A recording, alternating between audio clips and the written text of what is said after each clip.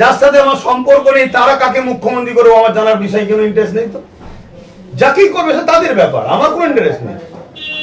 কেন সেই দলের কে মুখ্যমন্ত্রী হবে তাদের ব্যাপার, ঠিক তো নাকি? তবে আমি এতটুকু বুঝি যে মুখ্যমন্ত্রী হবে সেই সংবিধান অনুযায়ী চলে, তাকে মুখ্যমন্ত্রী হিসাবে সম্মান দেওয়া, দেশবাসী হিসেবে তার চেয়ারের মূল্য দেওয়া, সম্মান করা, এটা নাগরিক হিসেবে দায়িত্ব। আর সেই সংবিধানকে রেখে দিয়ে পাওয়ারের যদি প্রয়োগ করে তাহলে তাকে জুতোর তলায় রাখা দরকার, সে যেই হোক, এটা আমি মনে করি।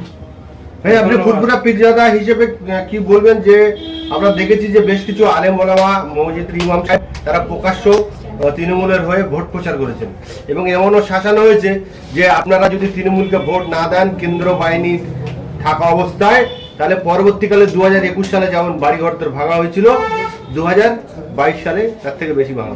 এখন মানুষকে বলবো সেই ইমামগুলোকে চিহ্নিত করুন, তাদের পিছনে নামাজ হবে না।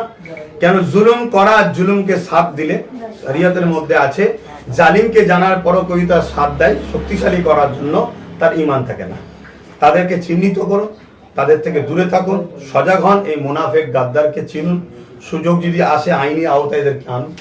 এদেরকে ইমাম ভাবাটাই আমাদের সব থেকে বড় ভুল হবে। এরা ইমাম নয়, ইমামের লেবাসে মসজিদের মধ্যে ঢুকে আল্লাহর দিনকে এরা মিটাচ্ছে। কিন্তু এখনো তারা ইমাম হিসেবে বহাল রয়েছে, তাদের সেই এলাকার মানুষের তাদের ব্যবস্থা দেওয়া দরকার। আমার কাছে শরিয়ত বোঝাচ্ছে, শরিয়ত বলে দিলাম। ধন্যবাদ।